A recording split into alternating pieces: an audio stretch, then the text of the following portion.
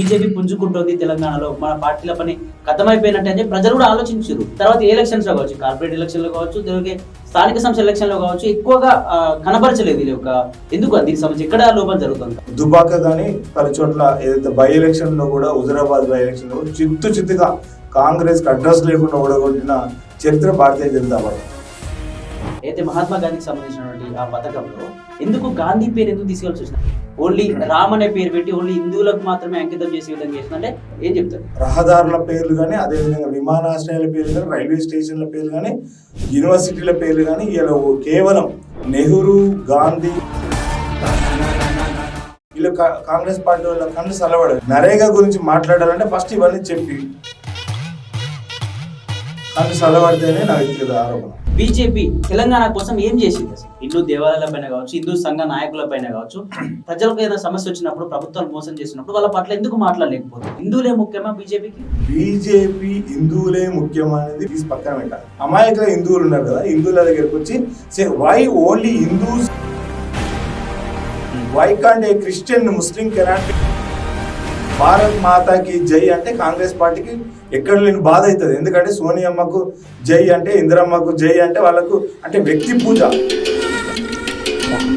ఓవైసీ కొన్ని కామెంట్ చేసింది మోడీ పైన, అంటే డైరెక్ట్ గా పాకిస్తాన్ పైన దాడి చేసేవారు, పాకిస్తాన్ వల్ల మనం అంత ఇబ్బంది జరుగుతుందని చెప్పేసి ఇక్కడే ఉండి డిబేట్ పెట్టుకొని కొట్టుకునే బదులు డైరెక్ట్ గా వెళ్ళి పాకిస్తాన్ పిఎం ని పట్టుకొని రావచ్చు కదా, అంత అధికారం ఉంది కదా. ఉగ్రవాదాన్ని పెంచి పోషించేది ఎంఐఎం పార్టీ. ఈ దేశంలో ఎక్కడ దాడి జరిగినా, ఎక్కడ బాంబ్ బ్లాస్ట్ జరిగినా ఓవైసీను చెప్పేది శ్రీరంగ నీతులు, చేసేది దొమ్మర పండు. అంటే ఇక్కడ ఓవైసీని కాపాడుతుంది బీజేపీ అంటూ కూడా ఇతర పార్టీలు కూడా మాట్లాడుతూ ఉన్నాయి.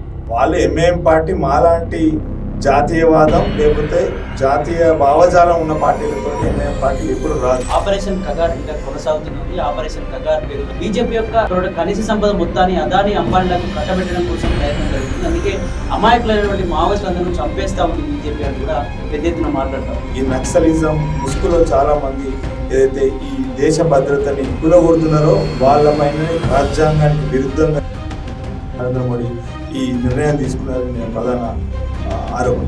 తెలంగాణలో 8 మంది ఎమ్మెల్యేలు, 8 మంది ఎంపీలు గెలిచినా కూడా రామచంద్రరావును అధ్యక్షుడిగా నియమించిన తర్వాత ఎందుకో బీజేపీ గ్రాఫ్ తగ్గిపోయినట్టుగా అనిపిస్తా ఉంది. ప్రజల్లో కూడా ప్రశ్నించే విషయంలో బీజేపీ కొంచెం వెనకడుగు వేసినట్టుగా అనిపిస్తా ఉంది. వచ్చేది మళ్ళీ 300 స్థానాలు పెరగనున్నాయి డివిజన్లు. ఆ స్థానాల్లోనైనా జిహెచ్ఎంసీ సీటుని దక్కించుకునుందా బీజేపీ? అసలు ఏం జరిగే ఛాన్స్ ఉంది? అలాగే అరావళి పర్వతాల్లో కావచ్చు, అలాగే ఆపరేషన్ కగార్ విషయంలో కావచ్చు బీజేపీ దూసుకుపోతా ఉంది.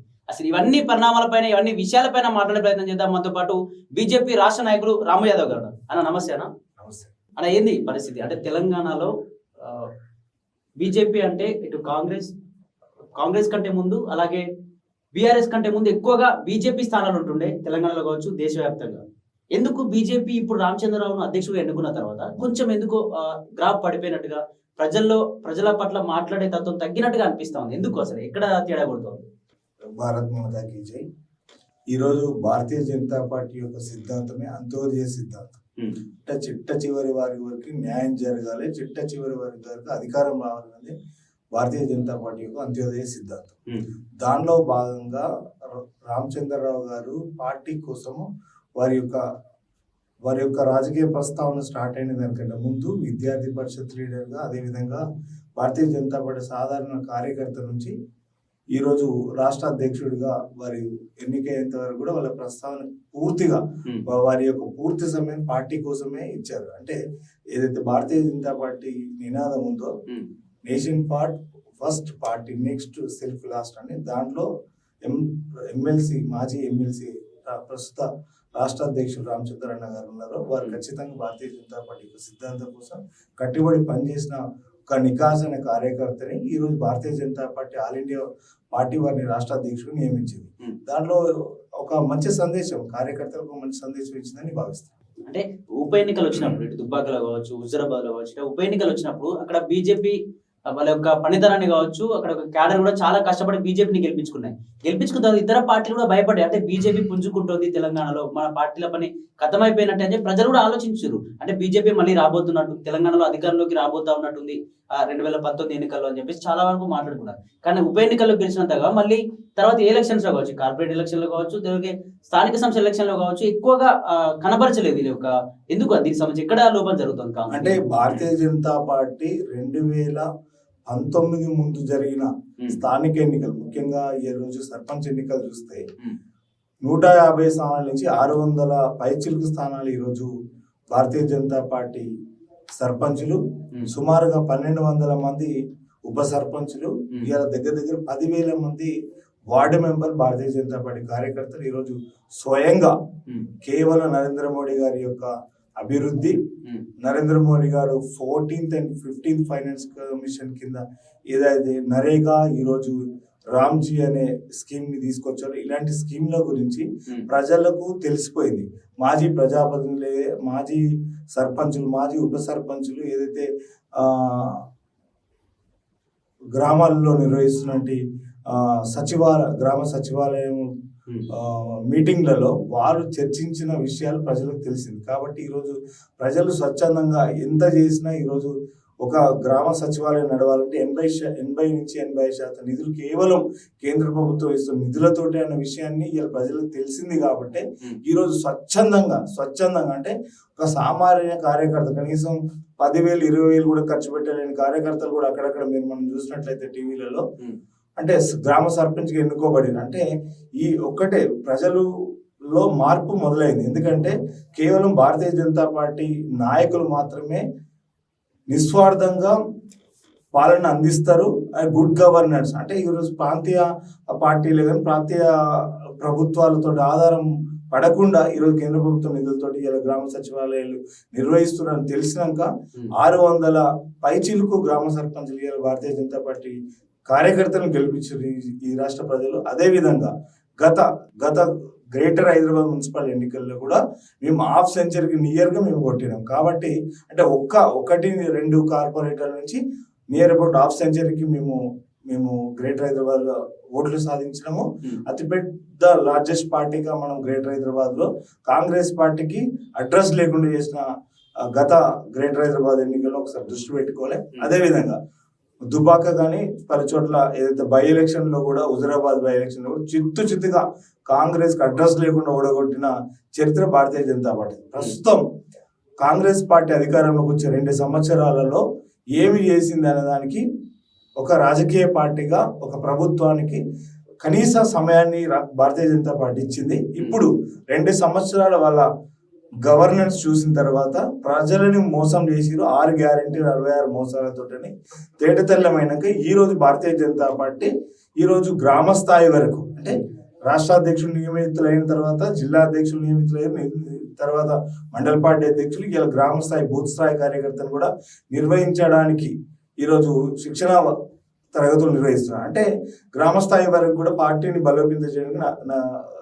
నరేంద్ర మోడీ గారి నాయకత్వంలో, అదేవిధంగా రామచంద్రన్ గారి నాయకత్వంలో భారతీయ జనతా పార్టీ అతి వేగంగా బలోపేతం చెందుతుందని నా వ్యక్తిగత. అంటే ఇక్కడ స్థానిక సంస్థ ఎలక్షన్ లో కూడా బీజేపీ కేంద్ర పార్టీ, ఈ బీజేపీ కేంద్ర పార్టీ ఒంటరిగా పోటీ చేయకుండా, అభ్యర్థిని ఒంటరిగా పోటీ చేసి గెలుపు దిశగా తీసుకెళ్లకుండా ఎందుకు రాష్ట్ర పార్టీ అనేటువంటి బీఆర్ఎస్ పార్టీతో పొద్దుగూడి అందులో మళ్ళీ తక్కువ సీట్లతో గెలవడం ఎట్లా చూస్తారు? అంటే ఒక ఉమ్మడి ఖమ్మం కావచ్చు, ఉమ్మడి వరంగల్ ఏరియాలో దాదాపు ఒక 36 మంది సర్పంచ్ అభ్యర్థులు పోటీ చేస్తే 36 మందిలో బీఆర్ఎస్ బీజేపీ సంబంధించి బలపరిచిన అభ్యర్థులు పోటీ చేస్తే అక్కడ 36 మందిలో 6 మాత్రమే సర్పంచులు బీజేపీ నుంచి నెగ్గిరు, 30 మంది బీఆర్ఎస్ లో గెలిచారు. అంటే ఇక్కడ లోపం జరుగుతుంది అనిపించట్లేదా? గ్రామీణ స్థాయి నుంచే ఇక్కడ లోపం అనేది ఎందుకంటే గత ప్రభుత్వం ఏదైతే బీఆర్ఎస్ టీఆర్ఎస్ కాంగ్రెస్ పార్టీ కంటే ముందు వాళ్ళు పరిపాలించారు. గ్రామ స్థాయిలో వాళ్ళ క్యాడర్ ఉంది.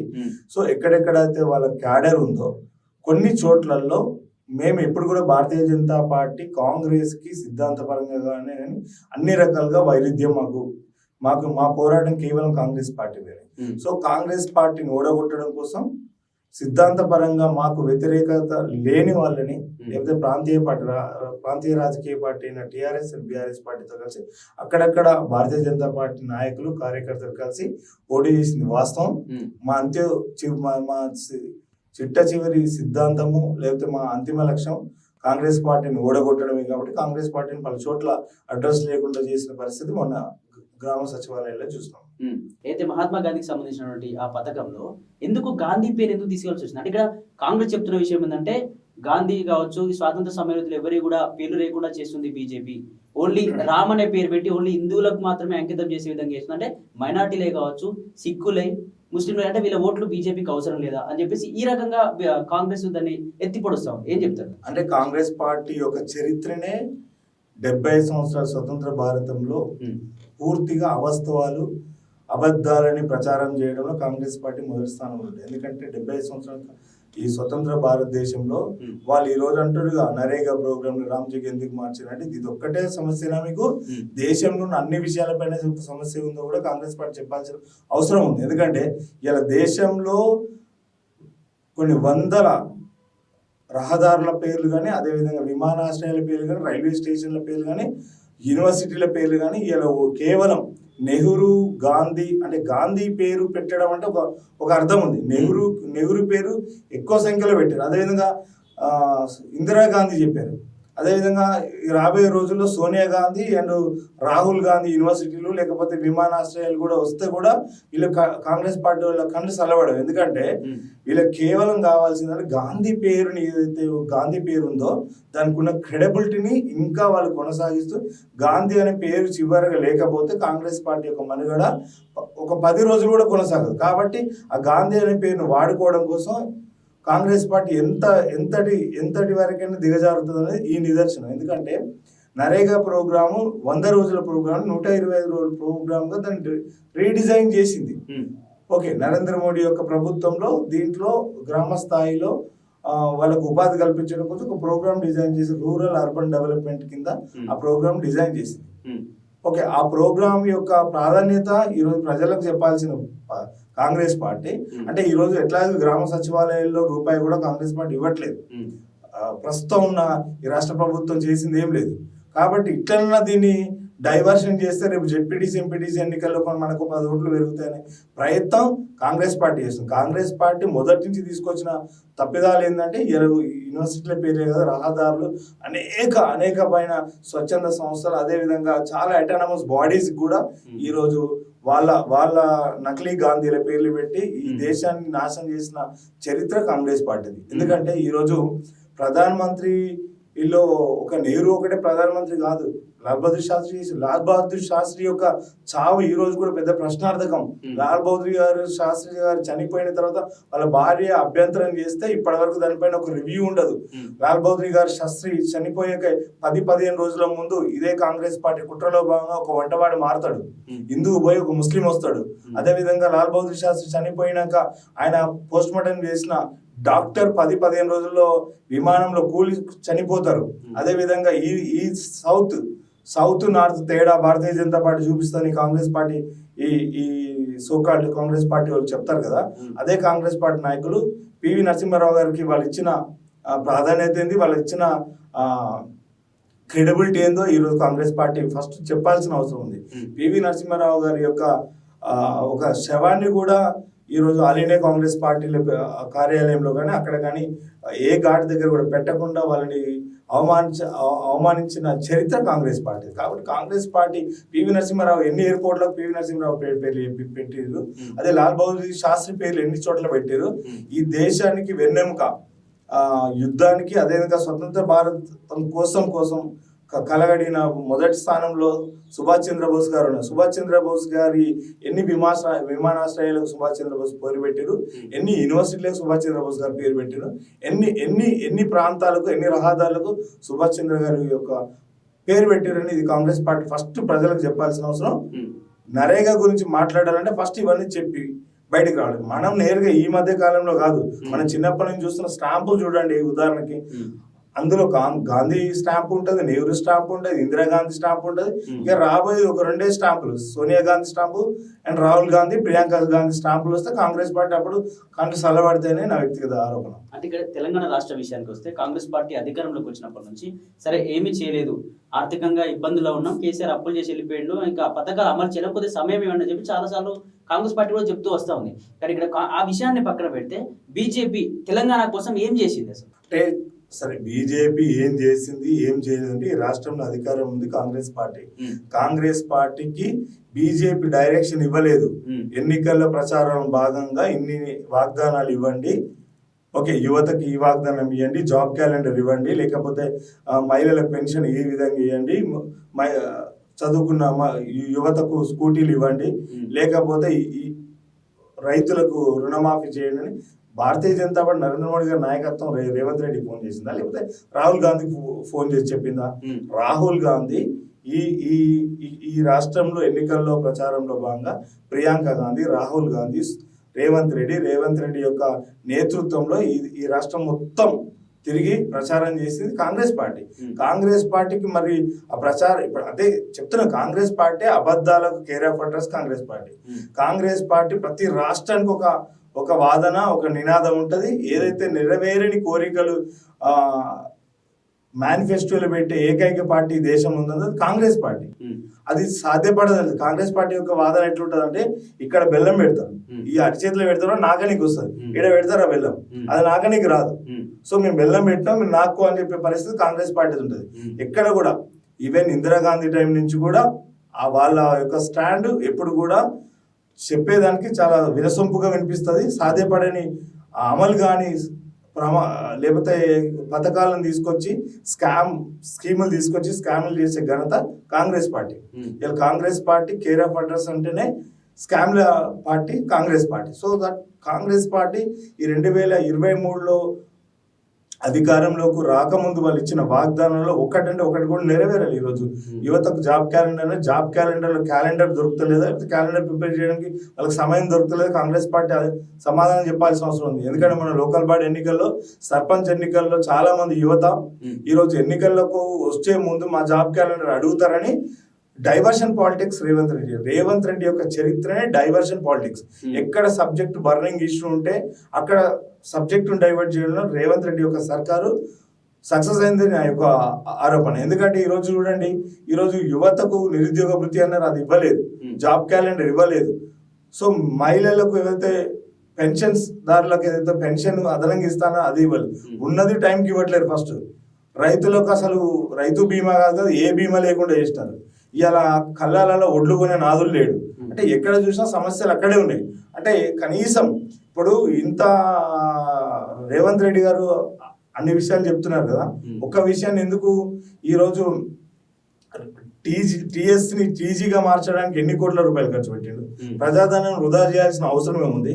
లేకపోతే తెలంగాణ యొక్క సాహిత్యం మీద ఆయన అన్ని 100 కోట్లు ఖర్చు పెట్టాల్సిన అవసరం ఏముంది?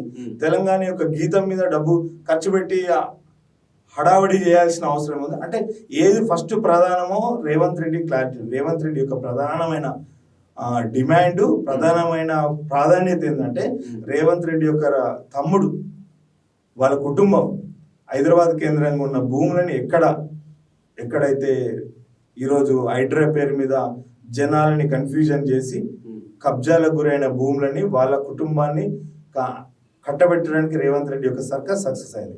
ఇవాళ గరీబోళ్ళు ₹2 సంపాదించి కూలి పని చేసి తెలిసి తెలియక భూములు కొంటే ఆ భూములు గులగొట్టి గుంజుకొని ఇల్లులు గులగొట్టిన ఘనత కాంగ్రెస్ పార్టీది. ఈరోజు ఉద్యోగాలు ఇస్తా అని చెప్పి Group 1, Group 2 నోటిఫికేషన్లో మోసం చేసిన ఘనత కాంగ్రెస్ పార్టీది. ఇవాళ ఉద్యోగులను మోసం చేయడం కాకుండా విద్యార్థులను కూడా 10,000 కోట్ల రూపాయలు ఈ రోజు వరకు కూడా స్కాలర్షిప్ రీఎంబర్స్మెంట్ చెల్లించకుండా మోసం చేసిన ఘనత కాంగ్రెస్ పార్టీది. ఎందుకంటే ఈరోజు 2 సంవత్సరాల కింద పూర్తి డిగ్రీలు పీజీలు పూర్తి అయినా కూడా సర్టిఫికేట్లు కాలేజీలలో ఉన్నాయి తప్ప ఆ సర్టిఫికేట్లు తీసుకురాలేరు, వీరు హైయర్ ఎడ్యుకేషన్ పోలేరు. ఏదైనా ప్రభుత్వ లేదా ప్రైవేట్ ఉద్యోగాలు నోటిఫికేషన్ పడ్డప్పుడు నోటిఫికేషన్కి అప్లై చేయాలంటే సర్టిఫికేట్స్ కావాలంటే కాలేజీకి పోయి డబ్బులు కట్టే స్తోమత లేక చాలా మంది నిరుద్యోగులు ఈరోజు రోడ్డు మీద తిరుగుతున్న దానికి కారణం కాంగ్రెస్ పార్టీ సమాధానం చెప్పాలి. అన్ని రకాలుగా నిరుద్యోగులని లేదా యువతని మోసం చేసిన ఘనత కాంగ్రెస్ పార్టీ. అందుకే ఈరోజు రాబోయే జెడ్పీటీసీ ఎంపీటీసీ ఎన్నికలే కాకుండా రాబోయే ఏ ఎన్నికలని కాంగ్రెస్ పార్టీ గ్రాఫ్ జీరోకి వెళ్ళిపోతుంది. కావాలంటే రాబోయే ఎన్నికల్లో మనం చూడబోతున్నాం. ఇక్కడ తెలంగాణ విషయానికి వస్తే తెలంగాణలో హిందూ దేవుళ్ళ పైన, హిందూ దేవాలయాల పైన కావచ్చు, హిందూ సంఘ నాయకుల పైన కావచ్చు, దాడుల పైన ప్రశ్నించినటువంటి బీజేపీ నాయకులు కావచ్చు, బీజేపీ క్యాడర్ కావచ్చు, ఎందుకు ప్రజలకు ఏదైనా సమస్య వచ్చినప్పుడు, ప్రభుత్వాలు మోసం చేసినప్పుడు వాళ్ళ పట్ల ఎందుకు మాట్లాడలేకపోతుంది? అంటే హిందువులే ముఖ్యమా బీజేపీకి? అసలు ఏం జరుగుతుంది? బీజేపీ హిందువులే ముఖ్యమైనది బీజేపీ మీద ప్రధాన ఆరోపణ ఉందో తీసి పక్కన పెట్టాలి. అది ఎందుకు పక్కన పెట్టాలంటే కాంగ్రెస్ పార్టీ అది సోకాల్డ్ సెక్యులరిజం అని మాట్లాడుతుంది కదా. కాంగ్రెస్ పార్టీకి దమ్ము ధైర్యం ఉంటే ముస్లింల దగ్గరికి వెళ్ళి మీరు సెక్యులరిస్ట్ గా ఉండాలని చెప్పేంత దమ్ము ధైర్యం కాంగ్రెస్ పార్టీకి ఉందా? అదే క్రిస్టియన్స్ దగ్గరికి వెళ్ళి మీరు సెక్యులర్ గా ఉండాలని చెప్పే దమ్ము ధైర్యం కాంగ్రెస్ పార్టీకి ఉందా? ఉండదు. ఎందుకంటే అమాయకుల హిందువులు ఉన్నారు కదా, హిందువుల దగ్గరికి వచ్చి why only Hindus should be secularist, why can't a Christian Muslim cannot be a secularist? So వాళ్ళు నమాజ్కు చదువుతారు, వాళ్ళు నమాజ్కి వెళ్ళొచ్చు, వాళ్ళ సంప్రదాయాన్ని వాళ్ళు పాటించవచ్చు, వాళ్ళు బుర్కాలు వేసుకోవచ్చు, వాళ్ళు హిజాబ్ వేసుకొని పాఠశాలకు రావచ్చు, అక్కడ ఎలాంటి ఆంక్షలు ఉండొచ్చు, ఉండకూడదు. మొన్న ఎన్ని అయ్యప్ప మాలలు వేసుకుంటే మన పోలీసు ఉద్యోగస్తులను కూడా మెమోలు ఇచ్చిన ఘనత ఈ కాంగ్రెస్ పార్టీది. మన అదే పోలీస్ శాఖలో చాలా మంది ముస్లిం సోదరులు రంజాన్ టైంలో గడ్డం పెంచుకొని నమాజ్కి వెళ్తారు, ప్రత్యేకమైన అనుమతులు లేకుండా వెళ్ళిపోతారు. యథేచ్ఛగా వాళ్ళు ఏదైనా చేసుకోవచ్చు. మత స్వేచ్ఛ ముస్లిమ్స్ కు ఉంటది. అండ్ క్రిస్మస్ రంజాన్ టైంలలో కూడా వీళ్ళకు మత స్వేచ్ఛ ఉంటది. కేవలం హిందువుల పైన ఆంక్షలు. హనుమాన్ మాల వేసుకోవాలంటే వీళ్ళ దిక్కుమాల పర్మిషన్ కావాలి, హనుమాన్ ర్యాలీలు చేయాలంటే వీళ్ళ దిక్కుమాల పర్మిషన్ కావాలి, అయ్యప్ప మాలలు వేసుకోవాలంటే వీళ్ళ పర్మిషన్ ఉండాలి. చదువుకున్న పిల్లలు కూడా పాఠశాలకు 41 రోజులు అర్ధమండలమో లేకపోతే మండలమో దీక్షలో ఉంటే వాళ్ళపైన అనుమతులు కావాలి. ఇలా చాలా మంది నల్లమల్లారెడ్డి లాంటి విద్యా సంస్థలు కూడా ఈరోజు పిల్లలపైన ఆంక్షలు పెడుతున్న పరిస్థితులు చూసినాం. అంటే మరి అదే హిజాబ్ వేసుకొని వాడు పాఠశాలకు పోతున్నప్పుడు మరి అదే హిందూ పిల్లగాడు 41 రోజు దీక్ష తీసుకొని పాఠశాలకు ఎందుకు పోకూడదు? అది చెప్పాల్సిన బాధ్యత కాంగ్రెస్ పార్టీకి లేదా? కాంగ్రెస్ పార్టీ సెక్యులరిజం అనేది ఓన్లీ హిందువుల మీద పోయడానికి 80% ఉన్న హిందువులేమో, మెజారిటీలో ఉన్న హిందువులేమో ఈ దిక్కుమాల కాంగ్రెస్ పార్టీ పాలనలో మేము ఇవన్నీ ఫాలో కావాలి. కానీ వేరే సెక్యులరిస్టు అని చెప్తున్న కాంగ్రెస్ పార్టీ క్రిస్టియన్స్కో ముస్లిమ్స్కి ఎందుకు ఇలాంటి ఆంక్షలు పెట్టట్లేదని మా యొక్క ప్రధాన ఆరోపణ. కాబట్టి భారతీయ జనతా పార్టీ అన్ని వర్గాలకు, ఇలా భారతీయ జనతా పార్టీలో చాలా మంది క్రిస్టియన్ సోదరులు మినిస్టర్స్ ఉన్నారు, ముస్లిం సోదరులు చాలా మినిస్టర్లు ఉన్నారు. మా దాంట్లో మైనార్టీ మోర్చాస్ ఉన్నాయి, మైనార్టీ మోర్చాస్లో ముస్లిం సోదరులు పనిచేస్తారు. మా పండుగలు కూడా వాళ్ళు వస్తారు. దాని సెక్యులరిస్ట్ అని కాంగ్రెస్ పార్టీ నామకేవాస్ సెక్యులరిజం అనే ముసుగులో అది సెక్యులరిస్ట్ పార్టీ కాదు, డైరెక్ట్ అది క్రిస్టియన్ పార్టీ, అదొక ముస్లిం పార్టీ. క్రిస్టియన్ పార్టీ అనేది ఒక minority party Congress party. Congress పార్టీకి ఎప్పుడు కూడా హిందువుల మనోభావాల పైన కానీ, హిందువుల పైన కానీ, ఈ భారతదేశ సంస్కృతి పైన కానీ, భారతదేశం పైన భారత్ మాతాకి జై అంటే కాంగ్రెస్ పార్టీకి ఎక్కడ లేని బాధ అవుతుంది. ఎందుకంటే సోనియమ్మకు జై అంటే, ఇందిరమ్మకు జై అంటే వాళ్ళకు అంటే వ్యక్తి పూజ. కాంగ్రెస్ పార్టీ యొక్క మనుగడే వ్యక్తి పూజ. భారతీయ జనతా పార్టీ యొక్క కార్యకర్త నినాదం మోడీకి జై ఉండదు, అటల్ బిహార్కి జై ఉండదు. మా నినాదం భారత్ మాతకి జై. ఈ భారతదేశంలో ఉండి మనం భారత్ మాతకి జై అంటున్నాం. అంటే మాకు వాళ్ళకి అంత తేడా ఉంది. మేము ఎక్కడ కూడా వ్యక్తి పూజ చేయం. మా వ్యవస్థని మేము పటిష్టం చేస్తాం. మా అంత్యోదయ సిద్ధాంతం కోసం పనిచేస్తాం. వాళ్ళ రాహుల్ గాంధీ కోసం, వాళ్ళ కాంగ్రెస్ పార్టీ అధినాయకత్వాన్ని మెప్పించడం కోసం, ఇందిరమ్మ రాజ్యం కోసం పనిచేస్తారు, లేకపోతే సోనియమ్మ రాజ్యం కోసం పనిచేస్తారు. అసలు అట్లాంటి దిక్కుమాలిన పార్టీ అసలు భారతీయ జనతా పార్టీ విమర్శించే అర్హత లేదని. ఇక్కడ దేశంలో కావచ్చు, రాష్ట్రంలో ఎక్కడ ఎన్నికలు వచ్చినా, అటు అసెంబ్లీ కావచ్చు, పార్లమెంట్ ఎన్నికలు ఎక్కడ వచ్చినా బాంబు దాడులు కావచ్చు, మతపరమైన రెచ్చగొట్టే ఇటువంటి ఇష్యూస్ బాగా బీజేపీ చేస్తుంది. అంటే వాళ్ళు నెగ్గడం కోసం మతాన్ని ముందేసుకొని రాజకీయాలు చేసేటువంటి బుద్ధి బీజేపీకే ఉంది అని చెప్పేసి కాంగ్రెస్ కావచ్చు, బీఆర్ఎస్ కావచ్చు చాలాసార్లు మాట్లాడుతూ వస్తా ఉన్నాయి. అంటే నిజమేనా? అసలు ఏంది? ఇప్పుడు ఒక ఎగ్జాంపుల్, గత బీఆర్ఎస్ పార్టీ అధికారంలో ఉన్నప్పుడు ఎన్నిసార్లు మత కల్లోలాలు ఈ రాష్ట్రంలో అయినాయి. అంతకుముందు ఉమ్మడి రాష్ట్రంలో, ఉమ్మడి ఆంధ్రప్రదేశ్ ఉన్నప్పుడు కాంగ్రెస్ పార్టీ ఎన్ని సంవత్సరాలు అధికారంలో ఉంది, ఎన్నిసార్లు ఇదే హైదరాబాద్ కేంద్రంగా కర్ఫ్యూ నిర్వహించారు, ఎన్ని సంవత్సరాలు కర్ఫ్యూలో, అంటే తెలంగాణ మూవ్మెంట్ కంటే ముందు మొత్తం చరిత్ర చూస్తే Hyderabad care of address law and order ఏదైనా జరిగిందంటే అది మత కల్లోలాలు కేవలం కాంగ్రెస్ పార్టీ గవర్నమెంట్ జరిగింది. అట్లాంటి సంఘటనలు మనం చూసి అదే కాంగ్రెస్ పార్టీ దయ్యాలు వేదాలు ఒలిచినట్టు ఈరోజు భారతీయ జనతా పార్టీ ఎక్కడ ఏ రాష్ట్రాల్లో అధికారంలో ఉంది, ఎక్కడ కూడా లా అండ్ ఆర్డర్ ఇష్యూ కానీ లేకపోతే ఈ కమ్యూనల్ ఇష్యూస్ కానీ ఎక్కడ కూడా భారతీయ జనతా పార్టీ అధికారంలో ఉన్నప్పుడు లేదు. ఏ రాష్ట్రాల్లో కూడా మీరు డేటా తీయండి. ఇప్పుడు మీరు నేను అబద్ధం ఆడొచ్చు, గూగుల్లో ఎక్కడైనా కమ్యూనల్ ఇష్యూస్ తీస్తే అది ఎక్కువ కాంగ్రెస్ పార్టీ ఎక్కడ ఉంటుందో అక్కడే కమ్యూనల్ ఇష్యూస్. ఈ మొన్న కూడా కర్ణాటక రాష్ట్రంలో ఈరోజు భారతీయ జనతా పార్టీ అధికారం లేదు. కర్ణాటకలో అధికారం ఉంది కాంగ్రెస్ పార్టీ. అక్కడే ఈరోజు హిజాబ్ పైన గొడవ జరుగుతుంది, అక్కడే ఈరోజు బాంబ్ బ్లాస్ట్ వెరీ రీసెంట్ గా జరిగింది. మరి వేరే రాష్ట్రాలు ఎందుకు జరగట్లేదు? ఎందుకు తెలంగాణలోనే అమ్మవార్ల దేవి దేవతల పైన దాడులు జరుగుతాయి, గుళ్ళ పైన దాడులు జరుగుతాయి, విగ్రహాలు ధ్వంసం చేస్తారు, విగ్రహాలను కూలగొడతారు, లేకపోతే మతపరమైన ఆంక్షలు ఎందుకు ఉంటాయి? హనుమాన్ మాల కానీ లేకపోతే అయ్యప్ప మాలలు ఎందుకు ఆంక్షలు? అంటే మీకు కామన్ ఒక రూల్స్ అండ్ రెగ్యులేషన్స్ ఉండవా? లేకపోతే మీ లా అండ్ ఆర్డర్ సిస్టమ్ నిద్రపోతుందా? మీరు పడుకుంటారా అనేది ఒకసారి కాంగ్రెస్ పార్టీ ఆలోచించుకోవాల్సిన అవసరం ఉంది. ఎందుకంటే ఈ రాష్ట్రంలో 2 సంవత్సరాలు కాంగ్రెస్ పార్టీ అధికారంలోకి వచ్చినటువంటి వరుసగా పరంపర చూసినట్టయితే హిందూ దేవి దేవతల పైన వరుసగా దాడులు, సికింద్రాబాద్ దేవాలయంలో కానీ పలు దేవాలయాల మీద దాడి చేసిన ఘనత కాంగ్రెస్ పార్టీ ప్రభుత్వంలో ఉంది. కాబట్టి కాంగ్రెస్ పార్టీ ఆత్మ పరిశీలన చేసుకోవాల్సిందిగా నేను డిమాండ్ చేస్తాను. ఇక్కడ రీసెంట్ గా నిన్న ఓవైసీ కొన్ని కామెంట్ చేసింది మోడీ పైన. అంటే డైరెక్ట్ గా పాకిస్తాన్ పైన దాడి చేసే బదులు పాకిస్తాన్ వల్ల మనం అంత ఇబ్బంది జరుగుతుందని చెప్పేసి ఇక్కడే ఉండి డిబేట్లు పెట్టుకొని కొట్టుకునే బదులు డైరెక్ట్ గా వెళ్ళి పాకిస్తాన్ పిఎం ని పట్టుకొని రావచ్చు కదా, అంత అధికారం ఉంది కదా, అంత పెద్ద ఎత్తున అధికారులు ఉన్నారు కదా మన దేశంలో, ఎందుకు పోలేకపోతుంది అంటే భయపడతా ఉన్నాడా మోడీ అని కూడా కొన్ని సంచలన కామెంట్ చేసాడు ఓవైసీ. ఏం చెప్తారు? అంటే ఇప్పుడు ఎట్లుంటది అంటే క్రికెట్ గ్రౌండ్ లో క్రికెట్ మ్యాచ్ ఆడుతుంటే టీవీ ముందు కూర్చొని కోకోకోలా థమ్స్అప్ తాగుతూ 6 కొడితే బాగుండని చెప్పినట్టుంటది ఎంఐఎం పార్టీ వాళ్ళు చెప్తుంటే. ఎందుకంటే ఉగ్రవాదాన్ని పెంచి పోషించేది ఎంఐఎం పార్టీ. ఈ దేశంలో ఎక్కడ దాడి జరిగినా, ఎక్కడ బాంబ్ బ్లాస్ట్ జరిగినా care of address Hyderabad. So కాబట్టి మీ హైదరాబాద్ లో నీ పార్లమెంట్ పరిధిలో ఉన్న 7-8 అసెంబ్లీ స్థానాలలో ఈ రౌడీ షీటర్లు లేకపోతే ఈ గుండాలు ఈ టెర్రరిస్టు వస్తువులు ఫస్ట్ నువ్వు దాని మీద రివ్యూ పెట్టి నీకు దమ్ము ధైర్యం ఉంటాయి. ఓఎస్సీను చెప్పేది శ్రీరంగ నీతులు, చేసేది దొమ్మర పనులు. ఓఎస్సీను మొన్నటిదాకా భారత్ మాతకు చేయడానికి ఆయనకు నొప్పి అయింది.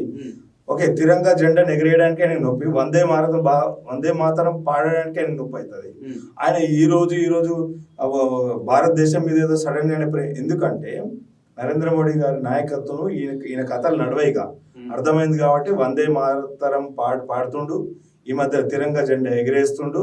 కాకపోతే ఎంఐఎం పార్టీ నాయకులకు ఈరోజు భారతదేశం మీద యొక్క ప్రేమని పెంచడానికి భారతీయ జనతా పార్టీ ప్రధాన పాత్ర పోషిస్తుంది. ముఖ్యంగా నరేంద్ర మోడీ గారి నాయకత్వం ప్రధాన పాత్ర పోషిస్తుంది. కాబట్టి ఈరోజు ఓఎస్సీని చెప్తే నేర్చుకోవాల్సిన స్థానంలో భారతీయ జనతా పార్టీ గారి నరేంద్ర మోడీ గారి ప్రభుత్వం లేదని ఆరోపణ. అంటే ఇక్కడ ఓఎస్సీని కాపాడుతుంది బీజేపీ అంటూ కూడా ఇతర పార్టీలు కూడా మాట్లాడుతూ ఉన్నాయి. ఇక్కడ ఏమైనా జరుగుతుందా లోకపారి ఒప్పందం లాంటివి? అంటే ఇక్కడ కూడా ఓఎస్సీని కలిసి భారతీయ జనతా పార్టీ అధికారం పంచుకోలేదు. టీడీపీ ఓఎస్సీని అధికారం పంచుకోరు. కాంగ్రెస్ ఓఎస్సీని ఎంఐఎం పార్టీ అధికారం పంచుకుంటుంది ప్రస్తుతం.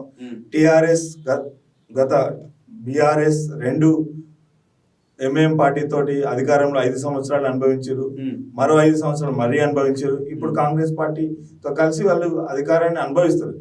వాళ్ళు ఎంఐఎం పార్టీ మాలాంటి జాతీయవాదం లేకపోతే జాతీయ భావజాలం ఉన్న పార్టీలతోటి ఎంఐఎం పార్టీ ఎప్పుడు రాదు. ఎందుకంటే వాళ్ళ యొక్క మనుగడనే కేర్ ఆఫ్ సెక్యులరిస్ట్ అని చెప్తున్న కాంగ్రెస్ పార్టీ లేదా టిఆర్ఎస్ లాంటి పార్టీలతోటి వాళ్ళ యొక్క ప్రయాణం ఉంటుంది తప్ప భారతీయ జనతా పార్టీతో వాళ్ళ ప్రయాణం ఎప్పుడు ఉండదు.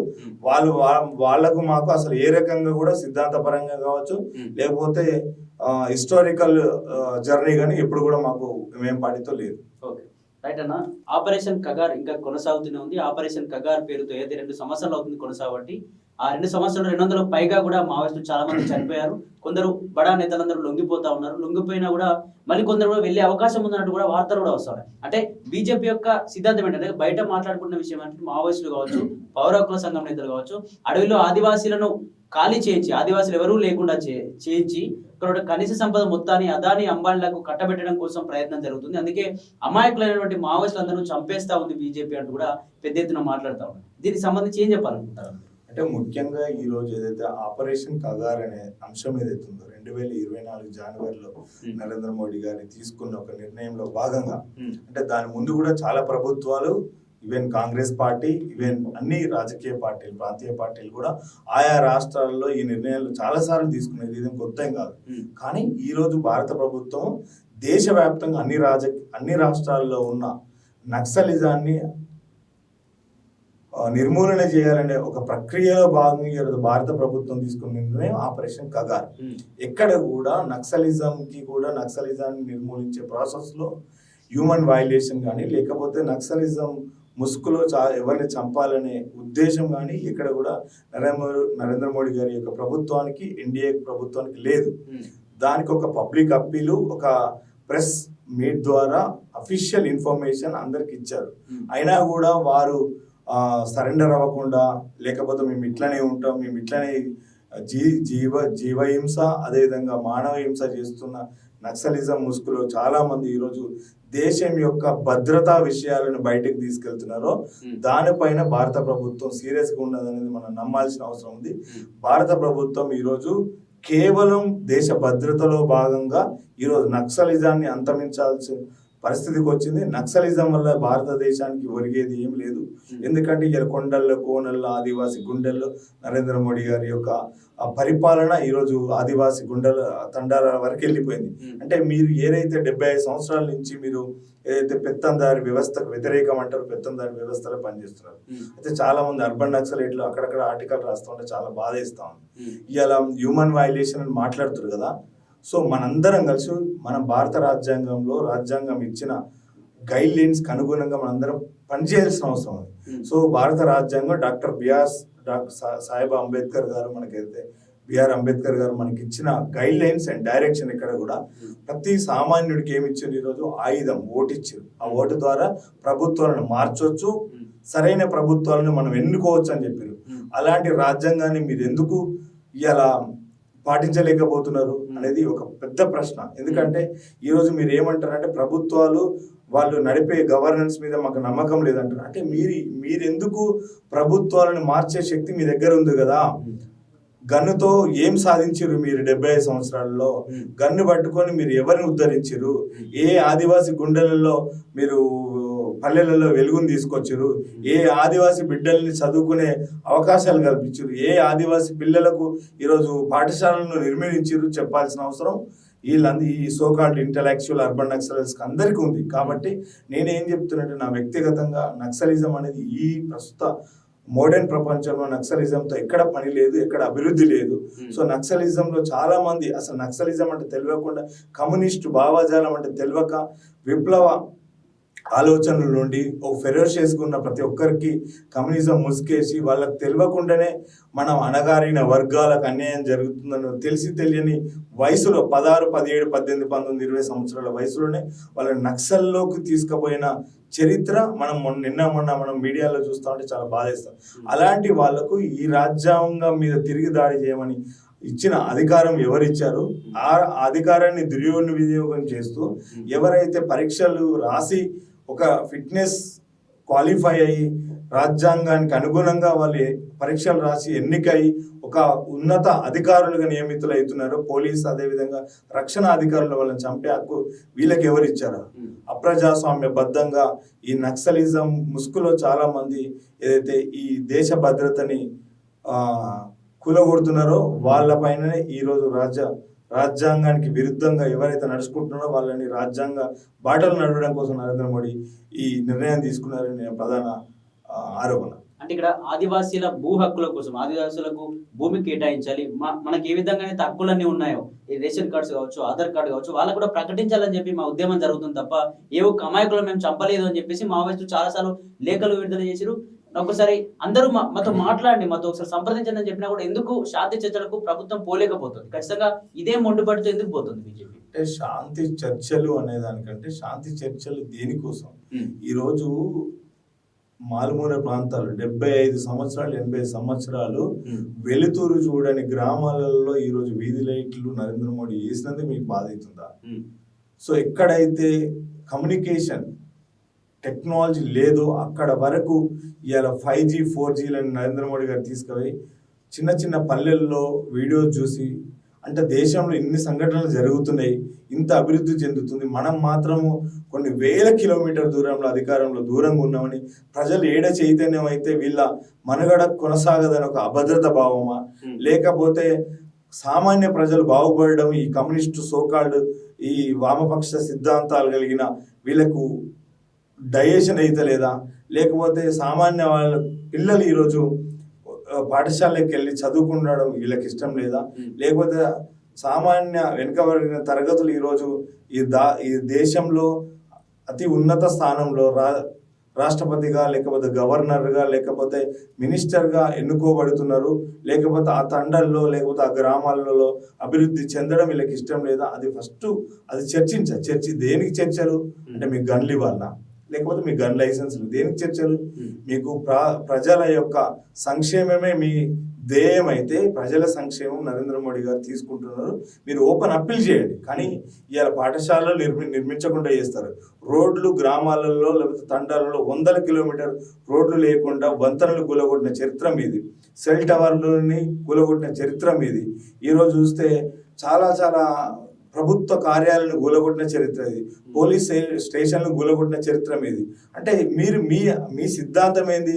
అభివృద్ధి లేకుండా ఈ భారతదేశం వెనుకబడి ఉండాలి, ఇతర దేశాల ముందు మనం తల వంచుకొని అడుగు తినాలనేదే మీ సిద్ధాంతం అనేది దేశ ప్రజలు గమనించారు. కాబట్టి కమ్యూనిజాన్ని ఈ దేశంలో 98% ప్రజలు తిరస్కరించారు.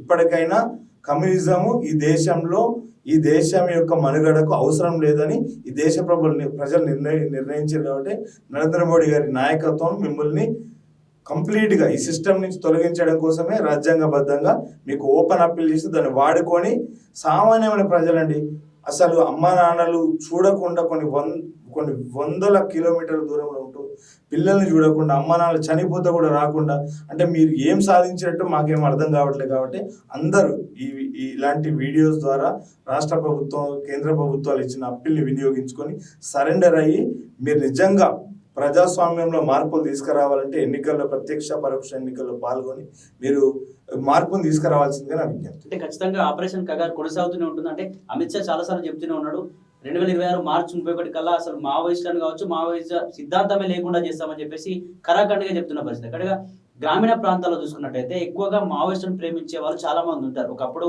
మావోయిస్టులు అందరూ మమ్మల్ని కాపాడారని చెప్పి చాలా మంది నమ్మేవాళ్ళు. కానీ ప్రజల విషయంలో బీజేపీ పార్టీకి మైనస్ కాదంటారు.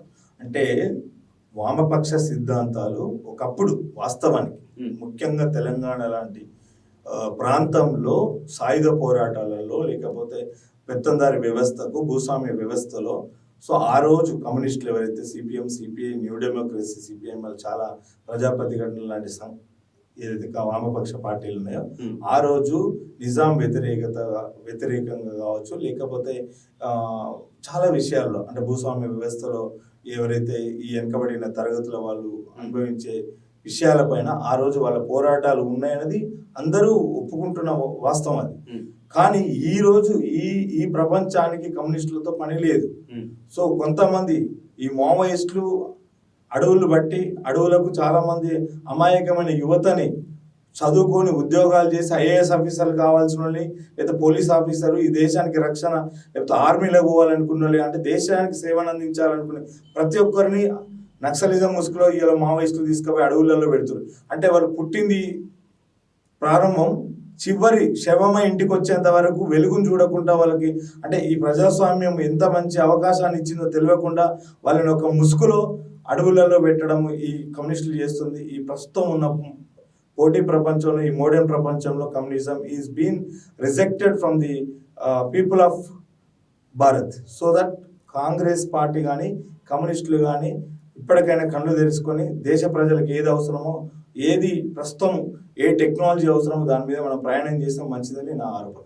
ఇక్కడ అరావళి విషయాన్ని చూసుకోండి. ఢిల్లీలో ఉన్నటువంటి అరావళి పర్వతాలు ఇప్పటికే ఢిల్లీ చాలా పొల్యూషన్తో కుడుకుపోయి ఉంది. ఇక్కడ శ్వాస సంబంధించిన ఇబ్బందులు కూడా వస్తూ ఉన్నాయి, పొల్యూషన్ ఎక్కువైపోయి. కానీ ఇక్కడ అరావళి పర్వతాలే ఢిల్లీని కాపాడుతూ ఉన్నాయి. కానీ అదే ఢిల్లీలో అరావళి పర్వతాలను కూల్చేసి అక్కడ మైనింగ్ చేసే ఆ ప్రయత్నం చేస్తుంది బీజేపీ. అది కూడా అదాని అంబానీలో కట్టబెట్టే ప్రయత్నం జరుగుతుంది. ఇక్కడ సుప్రీంకోర్టులో కూడా 100 మీటర్లకు తగ్గినటువంటి వాటిని పర్వతాలు అనరు అని చెప్పేసి సుప్రీంకోర్టు కూడా బీజేపీకే అమ్ముడుపోయినట్టుగా మాట్లాడుతుందని చెప్పేసి కూడా అంటే కాంగ్రెస్ చాలా సార్లు మాట్లాడుతూ వస్తుంది. ఇతర పార్టీ నాయకులు కూడా పెద్ద ఎత్తున లక్షల మందితో కూడా అక్కడ ప్రొటెస్ట్ చేసిన పరిస్థితి. అంటే దీన్ని ఏ విధంగా తీసుకుంటారు? అంటే ఈ కాంగ్రెస్ పార్టీ మరొకసారి అబద్ధాలకు లేవనెత్తిందనేది నా ఆరోపణ. ఎందుకంటే రాజ్యాంగబద్ధమైన సంస్థలు ఏదైతే హైకోర్టు, సుప్రీంకోర్టు ఇక్కడ కూడా ఒక పార్టీకి అనుబంధంగా పనిచేయాల్సిన అవసరం వాళ్ళకి లేదు.